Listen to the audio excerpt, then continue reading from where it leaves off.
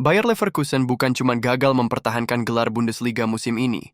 Mereka bukan cuma kehilangan trofi, tapi juga kehilangan identitas, kehilangan pemimpinnya, kehilangan pondasi yang selama 2 musim terakhir dibangun penuh darah dan air mata. Yang lebih mengerikan, ini bukan sekadar kebetulan. Ini pembantaian sistematis. Ini sabotase terselubung dari elit sepak bola Eropa. Di musim 2023-2024, Leverkusen adalah cerita indah.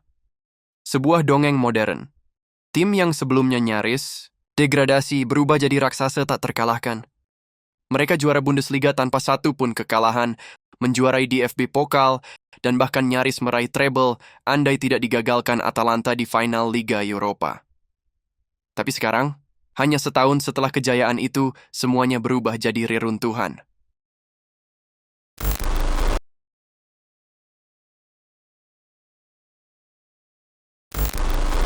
Musim panas 2025 menjadi momen paling menyakitkan bagi publik Bayarena.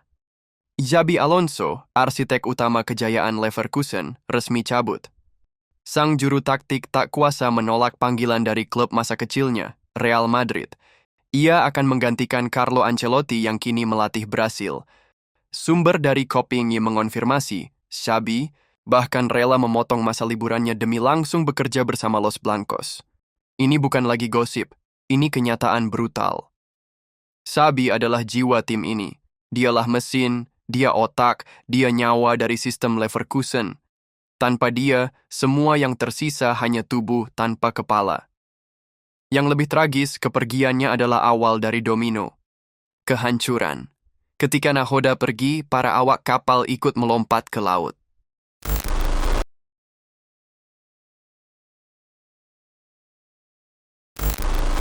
Tak butuh waktu lama, klub-klub besar langsung mencium aroma darah. Dan Leverkusen kini seperti zebra yang dikepung oleh singa-singa lapar. Jonathan Tah, sang bek tangguh sudah sepakat bergabung ke Bayern Munchen.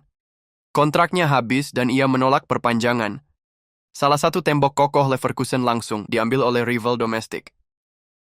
Florian Wirtz, playmaker muda yang disebut-sebut titisan Ozil ini juga tak luput dari incaran. Real Madrid, Liverpool, dan Manchester City, semua antre. Meski belum resmi pindah, laporan dari Bavarian Football Works menyebutkan bahwa Bayern Munchen kini di posisi terdepan. Jeremy Frimpong, salah satu wingback terbaik Eropa, ini hampir pasti merapat ke Liverpool. Bahkan kesepakatan sudah masuk tahap finalisasi. Menurut laporan Liverpool Offside, Frimpong disebut jadi suksesor jangka panjang Trent Alexander-Arnold. Victor Boniface, Patrick Schick, Ezequiel Palacios, hingga Alex Grimaldo.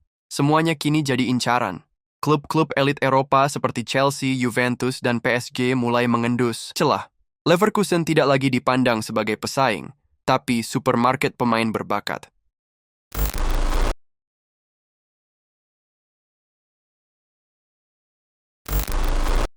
Pertanyaannya sekarang, apakah semua ini kebetulan? Apakah hanya karena Leverkusen terlalu hebat? Lalu semua ingin ikut memanen hasilnya? Ataukah ada skenario yang lebih kelam?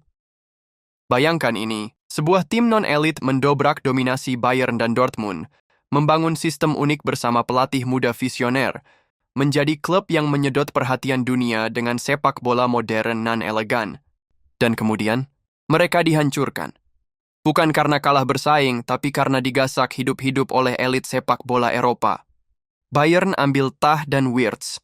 Madrid ambil Xabi Alonso. Liverpool ambil Frimpong. Ini bukan bursa transfer. Ini penjarahan. Ini perang.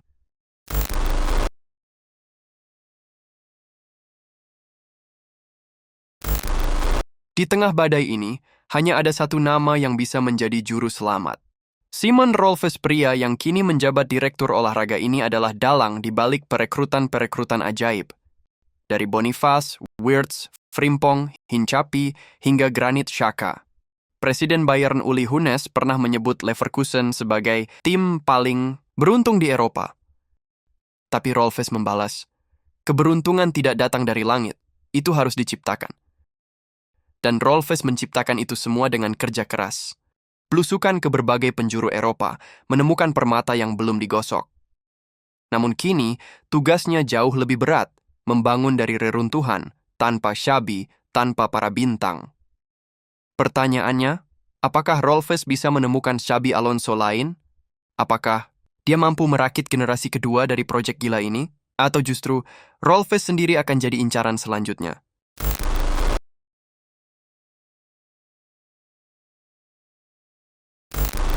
Mari kita luruskan narasi yang beredar. Leverkusen tidak gagal mempertahankan gelar karena menurun. Mereka tetap tampil solid di musim 2024-2025. Tapi sistem di sekeliling mereka tidak mengizinkan mereka terus berkembang. Real Madrid, Bayern, Liverpool semua ambil bagian. Ini bukan hanya bursa transfer, ini adalah operasi diam-diam untuk mengembalikan tatanan lama. Elit tidak ingin pendobrak muncul terlalu lama. Leverkusen adalah simbol perubahan, dan perubahan itu seperti biasa selalu mendapat perlawanan.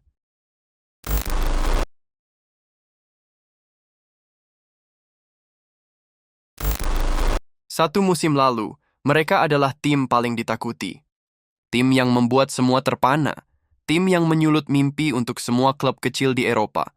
Bahwa siapapun bisa bangkit selama punya ide, kerja keras, dan keberanian. Tapi sekarang, yang tersisa hanya reruntuhan. Xabi sudah pergi. Para pemain menyusul Simon Rolfes sendiri dikepung ketidakpastian. Ini bukan musim transisi. Ini musim kehancuran. Ini musim luka.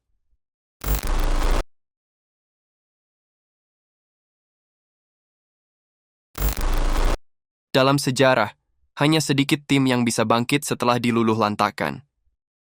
Ajax 2019 hilang setelah dibongkar. Monaco 2017 bernasib sama. Dan kini Leverkusen menyusul.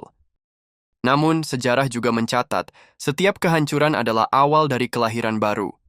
Mungkin Leverkusen butuh waktu, mungkin mereka harus mundur beberapa langkah. Tapi bila Simon Rolfes tetap di posisinya, bila klub tetap memegang prinsip scouting tajam dan visi sepak bola menyerang, bisa jadi Leverkusen tidak benar-benar hancur. Mereka hanya menunggu waktu untuk bangkit sebagai monster yang lebih buas. Kita telah melihat sebuah legenda dibunuh perlahan.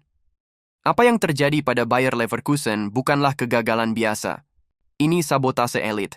Ini bentuk ketamakan. Sistemik yang tidak rela ada cerita indah dari pinggiran. Mereka yang pernah jadi harapan, kini dijadikan korban.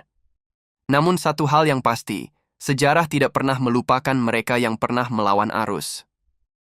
Leverkusen bukan hanya tim, mereka adalah simbol bahwa keajaiban itu nyata, dan keajaiban tidak bisa dibungkam selamanya.